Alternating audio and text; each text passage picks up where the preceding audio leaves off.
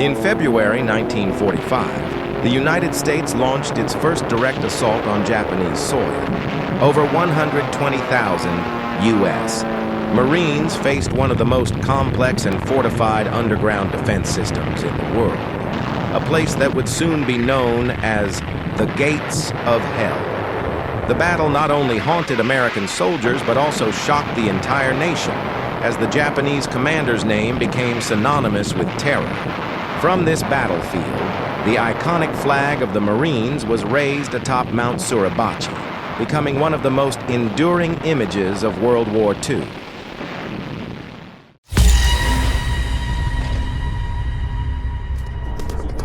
In early 1944, after smashing Japan's outer defenses at the Gilbert and Marshall Islands, U.S. forces advanced and seized Saipan, Guam, and Tinian of the Mariana Islands in less than a month.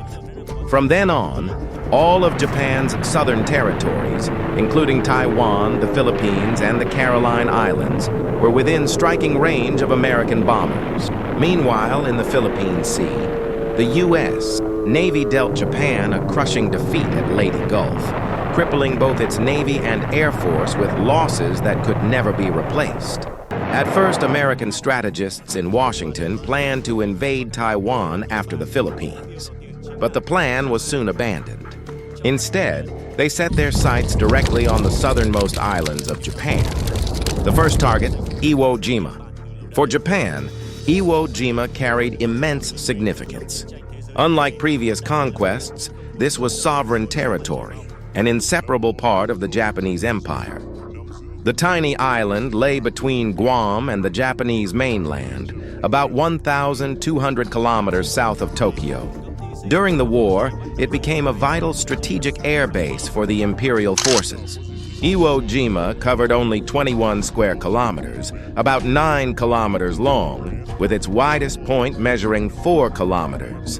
The island broadened into a plateau in the northeast and tapered southwest. At its southern tip loomed a dormant volcano, rising 161 meters high, Mount Suribachi, a natural fortress and symbol of Japan's will to resist.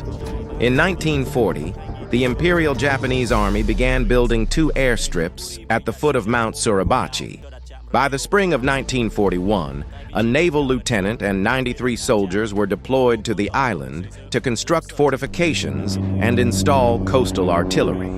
About 2,000 laborers were also brought in to support the construction effort. With the airfields completed, Iwo Jima quickly became a base for fighter aircraft, intended to intercept America's long-range bombing missions, and was further developed into an important supply port for the Imperial Navy.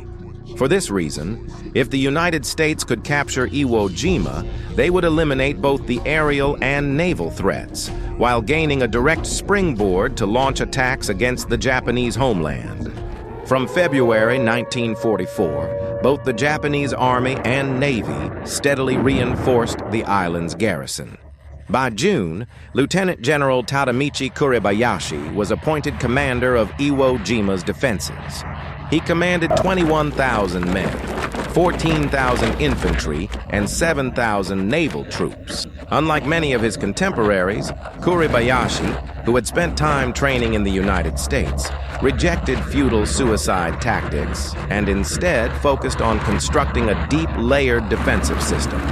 Exploiting the volcanic terrain, he oversaw the creation of an extensive network of bunkers, tunnels, and fortified positions. His headquarters lay 20 meters underground, linked by more than 200 meters of tunnels. On Hill 382, the island's second highest point, the Japanese established a radio and weather station. Nearby, a massive blockhouse was placed under Colonel Chosaku Kaido, commander of all artillery on the island. Kuribayashi personally inspected every sector of the island, often waking at 3:30 a.m. to oversee progress. His doctrine was clear.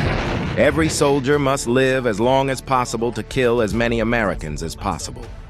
By late 1944, the Japanese garrison had virtually vanished from the surface. More than 1,500 underground chambers had been dug 10 to 15 meters deep, equipped with electricity, ventilation, and multiple exits. Beneath the island lay barracks, communication centers, and even fully equipped field hospitals. Although kamikaze units were still being organized, no Japanese warships were dispatched to defend the island, even though it lay barely 1,200 kilometers from Tokyo. On January 9, 1945, Rear Admiral Ichimaru sent a secret report admitting defeat at Leyte Gulf and predicting that Iwo Jima would be the Americans' next target. Indeed, by mid-February, Japanese intelligence detected unusual patterns in American communications. On the morning of February 13th, a Japanese patrol plane sighted 170 U.S. warships departing Saipan and heading northwest. Alarms rang across the Ogasawara Islands. The defenders of Iwo Jima braced for the onslaught. On the American side, Admiral Raymond Spruance, victor of Midway, was placed in command. A massive invasion force assembled. 700 warships, 28 aircraft carriers, thousands of planes, and 120,000 troops, the majority U.S. Marines. At 2 a.m. on February 19, 1945, the thunder of 16-inch guns from USS North Carolina, USS Washington, and USS West Virginia shattered the night. By 6:40, 7 battleships and multiple cruisers were bombarding the landing beaches. 10 minutes later, rocket ships poured fire onto the Motoyama Plateau and Mount Suribachi. At 8:50, 120 B-29 superfortresses appeared, turning Iwo Jima into an inferno, the opening act of the bloodiest amphibious assault in Marine Corps history. At 8:57 a.m. on February 19, 1945, the U.S. Navy ceased its bombardment. Moments later, amphibious tracked vehicles armed with 75mm guns began to crawl through the surf, heading toward the black sands of Iwo Jima. By 9:02, a column of 69 vehicles touched the shoreline, officially marking the Marines' landing. Not a single shot was fired in resistance. The Americans believed their massive naval barrage and hours of aerial bombing had wiped out the garrison. But the eerie silence was part of General Kuribayashi's deadly trap. Hidden deep in tunnels and caves, Japanese soldiers sat in silence, waiting. They had memorized their commander's orders. Every bullet must kill. Each man must take 10 Americans before he dies. If we are overrun, fight on as guerrillas until the very last man. At 10 a.m., the island erupted. More than 400 Japanese guns and mortars unleashed a storm of fire on the advancing Marines. Dozens of squads were cut down by interlocking machine gun fire. The situation grew worse as every bunker was connected by a labyrinth of tunnels. A position declared cleared could suddenly come alive again, manned by troops emerging from hidden passages. American casualties mounted quickly. Progress was measured not in miles, but in yards. Throughout the afternoon, Japanese fire blanketed the beaches. American bombs fell, but most exploded harmlessly on the surface while the defenders remained secure underground. Mines buried beneath the black sand shredded U.S. armor, turning vehicles into burning wrecks scattered along the shore. By nightfall, over 30,000 Marines had secured a foothold on the island, but the cost was staggering. 1,755 casualties, including 566 dead, on the very first day. As darkness fell, the beach became a grisly graveyard, littered with mangled bodies and severed limbs. The Marines dug foxholes in the sand, bracing for the inevitable Japanese night counterattack. But Kuribayashi had no intention of wasting his men in futile charges. Instead, he ordered sustained night bombardments with artillery and mortars. Guided by spotters relaying positions by radio, Japanese fire struck American gun emplacements and ammunition dumps with deadly accuracy. Not until 3 a.m., when most of the spotters had been killed, did the shelling lose its precision. The first night on Iwo Jima had been a descent into hell itself. At 7:40 a.m. on February 20th, the U.S. Navy resumed its thunderous bombardment, paving the way for the next phase of the assault. One Marine regiment was assigned the formidable task of storming Mount Suribachi, while 3 others advanced toward the Motoyama Plateau. Mount Suribachi was no ordinary volcano. The Japanese had transformed it into a 7-level fortress, reinforced with concrete, garrisoned by 1,300 infantry and 640 naval troops. The slopes bristled with bunkers, pillboxes, and trenches, their firing ports arranged to overlap and provide interlocking fields of fire. From every angle, the defenders could cover each other, creating a deadly crossfire that awaited the Marines. By midday on February 20th, the 28th Marine Regiment of the U.S. 5th Marine Division had advanced another 300 meters inland, while the 4th Division reached airfield number 1, securing its initial objective. Combat engineers and Marines poured ashore, rooting out pockets of Japanese resistance. Mount Suribachi was now cut off from the rest of the island, yet the Japanese defenders fought on with suicidal determination, contesting every tunnel and every yard of ground. The Americans relied heavily on grenades and flamethrowers. One decisive technological advantage was the arrival of the M4A3R3 Sherman flame tank, nicknamed the Zippo. These tanks proved devastating against fortified Japanese positions, spewing fire into caves and pillboxes that even naval bombardment had failed to destroy. Despite overwhelming firepower, Japanese resistance was so fierce that the 4th and 5th Marine Divisions suffered more than 3,500 casualties in just the opening days. At night, U.S. cruisers and destroyers dropped parachute flares that bathed the battlefield in ghostly light, while their guns hammered Suribachi.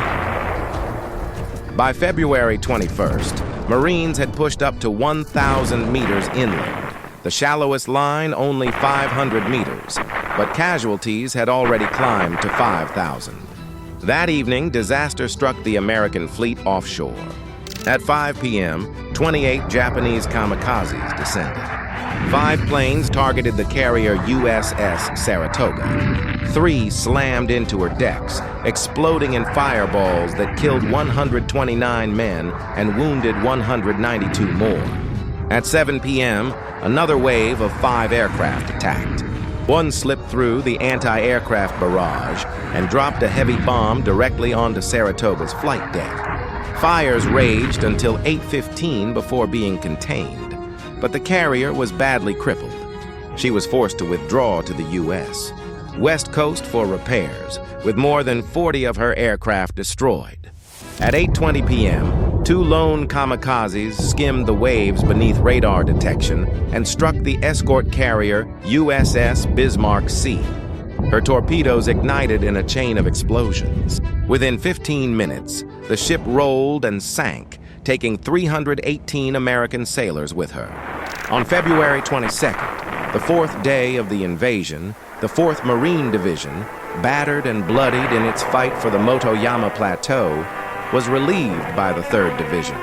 Meanwhile, the 5th Division continued its drive toward Mount Suribachi. By day's end, they had secured nearly all of the mountain's base, except for a 400-meter gap on the western shoreline. The Japanese colonel commanding Suribachi requested permission to launch a final suicidal charge, but General Kuribayashi refused, insisting his men hold their ground within the tunnels. The battle raged on beneath the volcanic rock, a subterranean war where Japanese soldiers fought to the last, deep inside the steel anthill of Suribachi. On February 23, 1945, after 4 days of brutal fighting, the U.S. 5th Marine Division finally reached the summit of Mount Suribachi. Inside the caves along its slopes, many Japanese soldiers chose mass suicide rather than capture, detonating grenades in desperate final acts. At 10:15 a.m., the American flag was raised atop Suribachi, the first time in history that the Stars and Stripes flew over Japanese sovereign territory. The moment electrified the U.S. fleet offshore. Hundreds of warships sounded their horns, and sailors erupted in cheers that echoed across the sea. Yet this was only a symbolic victory. By then, the Americans controlled barely 1/3 of southern Iwo Jima. Ahead of them loomed the true Japanese main line of defense, a heavily fortified system stretching nearly 3 kilometers from the western shore, past the southern edge of Airfield No. 2 and across to the eastern coast. Stronger and deadlier than Suribachi, it would exact a terrible price. That same day, following 76 minutes of naval bombardment, the 4th and 5th Marine Divisions advanced again, led by armored Shermans. But Japanese mines and anti-tank weapons quickly halted the armor. By nightfall, the 5th Division had gained less than 500 meters.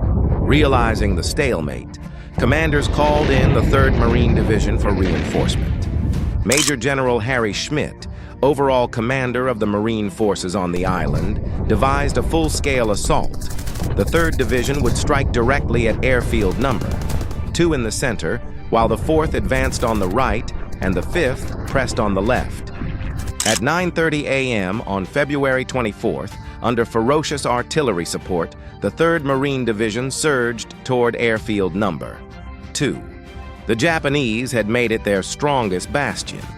The terrain was a nightmare for the Marines. Bomb craters, jagged ravines, and knife-edged ridges formed natural killing zones. Waiting within them was the battle-hardened 145th Regiment of the Japanese 109th Division. Machine guns and mortars tore into the Marines as they advanced.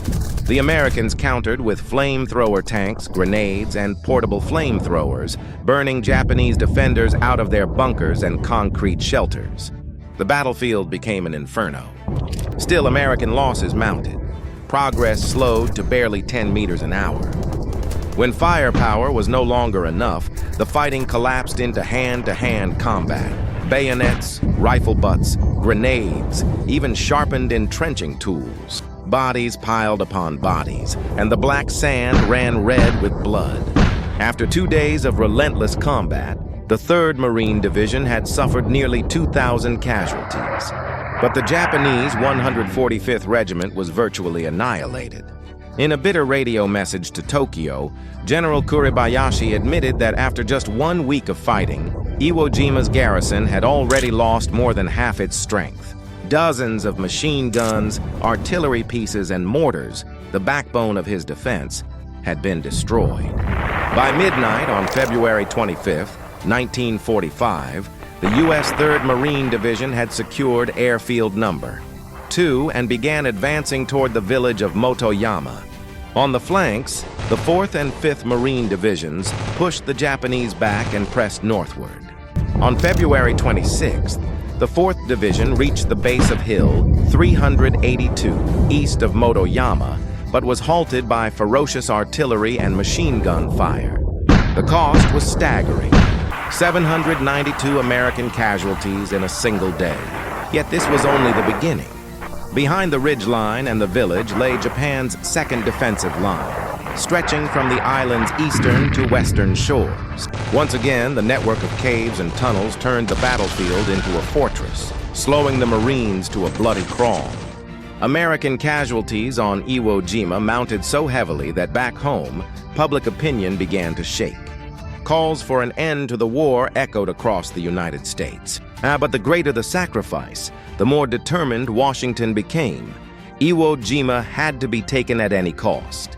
On February 28th, the 3rd Marine Division captured Motoyama Village.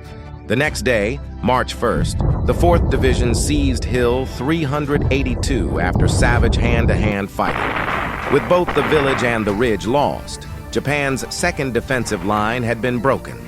The Americans pressed forward and soon captured Hill 362A. On March 6th, a U.S. P-51 Mustang fighter landed on Iwo Jima for the first time, marking a turning point.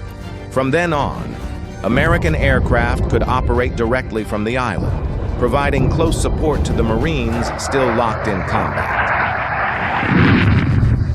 By March 7th, after vicious battles, the 3rd Division had secured the island's central sector. The Japanese were now confined to pockets in the north and east. Their situation was desperate. Food, water, and ammunition were nearly gone. Yet small groups continued to resist fiercely. With no anti-tank weapons left, Japanese soldiers strapped explosives to their bodies, hiding near American armor to launch suicidal attacks. On the night of March 8th, Rear Admiral Ichimaru and General Kuribayashi gathered their surviving officers. They ordered a final assault at 6 a.m. the next morning. Ichimaru closed the meeting with grim resolve. "We will meet again tomorrow night at the Yasukuni Shrine." His words were received as a final vow. But confusion in communication caused many to believe the attack was to begin immediately. Around midnight, some 1,500 Japanese sailors and soldiers assembled near the 4th Marine Division's lines. A premature shout gave them away. U.S. artillery instantly unleashed a storm of shells, pounding the gathering for over an hour and inflicting devastating casualties. By March 11th, the remaining Japanese forces in the northeast had been cut off from those still holding out in the northwest, where Kuribayashi and Ichimaru remained. On March 14th, Admiral Chester Nimitz formally declared, "Iwo Jima has been conquered. All authority of the Japanese Empire on this island has ceased." On March 16, 1945, the battle was officially declared over. Iwo Jima, a tiny speck of black volcanic sand, now lay firmly in American hands. On March 17, 1945, Japanese Prime Minister Kuniaki Koiso appeared on national radio to announce that General Kuribayashi's defense of Iwo Jima had been defeated. In reality, however, the battle on this hellish island would drag on for another 2 weeks. By then, the Japanese garrison had completely run out of water. Soldiers who dared to leave the tunnels in search of it rarely returned. At 5:35 p.m. that day, General Kuribayashi sent a message to Tokyo declaring that he would launch one final offensive. At dawn on March 18th, Japanese officers, both Army and Navy, prepared their men for suicidal attacks. Every soldier knew there would be no return. On March 21st, Kuribayashi's command post was destroyed by 4 tons of explosives, but he survived and continued to lead from a hidden position. On the night of March 25th, about 300 Japanese soldiers mounted a desperate assault on Airfield No. 2. They stormed the encampments of American pilots, Marines, and engineers. The battle raged until morning, leaving more than 100 Americans dead and some 200 wounded. But this was the final act of Japanese resistance on Iwo Jima. March 27th, General Kuribayashi emerged from his underground bunker with Colonel Kiji Nakano and several staff officers. Facing north toward the Imperial Palace in Tokyo, he bowed 3 times before drawing his sword and committing seppuku. The Battle of Iwo Jima had come to its bloody end after more than a month of relentless combat. Of the 21,000 Japanese defenders, over 18,000 were killed in action or by suicide. Only 216 were captured alive, a testament to the fight-to-the-death creed of the Imperial Army. Most of the Japanese dead lay entombed in the sulfur tunnels, their bodies preserved for decades by the volcanic rock.